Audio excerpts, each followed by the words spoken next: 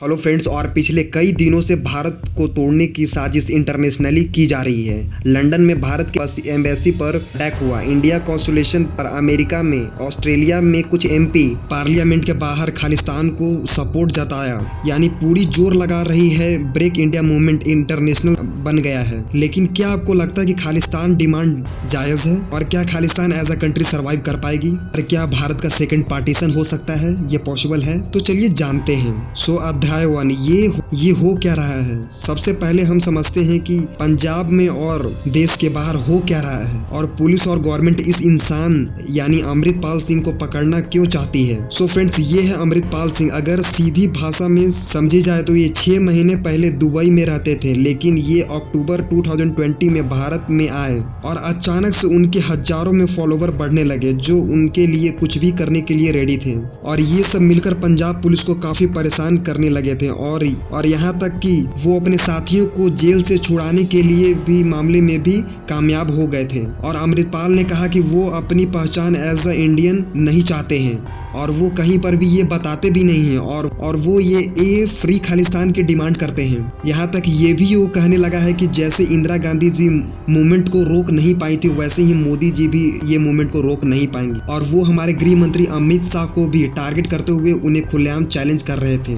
तो दोस्तों, आपको पता है कि एक्शन का रिएक्शन बहुत जल्द ही मिलती है, उन्हें ये भुगतान करनी पड़ी थी। तो पॉइंट पर आते हैं दोस्तों। अमृतपाल को लगा कि पंजाब पुलिस उनका बाल भी बांका नहीं कर पाएगी, यानी उनका कुछ भी नहीं कर पाएगी। लेकिन हुआ एकदम अपोजिट। उसके कुछ दिनों बाद ही अमृतपाल सिंह के खिलाफ अरेस्ट वारंट को इनेबल किया गया, और 18 मार्च 2023 को अटेम्प्टेड मर्डर और लॉ ऑफ डिस्ट्रैक्शन के आरोप में पुलिस ने उनके 100 साथियों के साथ उन्हें अरेस्ट कर लिया। और इसके बाद पंजाब में कुछ समय के लिए इंटरनेट को पूरी तरह से ब्लॉक कर दिया गया था। लेकिन अमृतपाल सिंह जेल से फरार हो चुका था। जब अमृतपाल सिंह को अरेस्ट हुआ था तो उन्हें लगा कि लाखों सिख उनके समर्थन में उतरेंगे और उनका साथ देंगे। लेकिन अमृतपाल सिंह को भारत के सिखों ने जमकर विरोध किया, और सिख समुदाय के कई दिग्गज ने खालिस्तान के कॉन्सेप्ट को ठुकराया और भारत को अपनाया है। और आज नहीं तो कल अमृतपाल सिंह को पुलिस पकड़ ही लेगी। लेकिन सरप्राइजली उन्हें इंटरनेशनली बहुत ज्यादा सपोर्ट मिल रही है, और ये सपोर्ट कोई साइलेंट सपोर्ट नहीं है,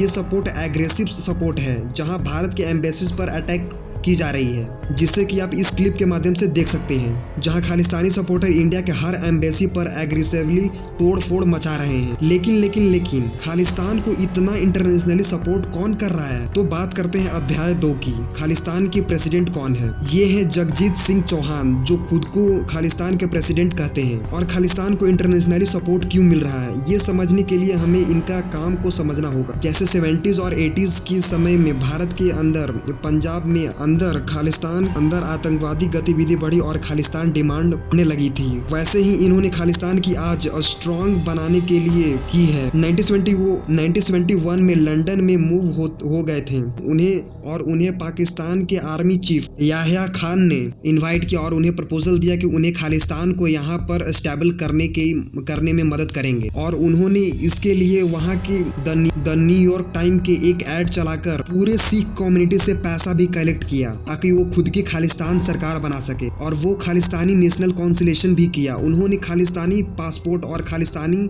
स्टैंप और खालिस्तानी डॉलर भी प्रिंट करा रहे थे। लेकिन ऑपरेशन ब्लू स्टार के तहत बीबीसी पर एक इंटरव्यू दी थी। यहाँ पर उनसे पूछा गया कि क्या आपको लगता है कि ऑपरेशन ब्लू स्टार के बाद इंदिरा गांधी के सरकार गिर जाएगी? तो उन्होंने कहा कि I don't care about this. और उसके अगले दिन ही अचानक से हमारे प्राइम मिनिस्टर का अविश्वसनीय डेथ हो गई। 2001 तक ये इंसान देश के बाहर रहा, फिर वहां से सरकार ने निकाल दिया इन्हें, ये फिर इंडिया चले आए। तब तक 1990s में पंजाब पुलिस ने खालिस्तान मूवमेंट को बहुत हद तक कंट्रोल कर लिया था। लेकिन जो लोग देश छोड़कर लंदन, कनाडा, अमेरिका, ऑस्ट्रेलिया जैसे देशों में सेटल हो गए थे, उन्हें कंट्रोल की कोशिश किसी ने भी नहीं की, यानी कि उन लोगों की मानसिकता अभी भी वैसे ही थी। तो आपको क्या लगता है, इंडिपेंडेंट होकर सर्वाइव कर पाएगा खालिस्तान?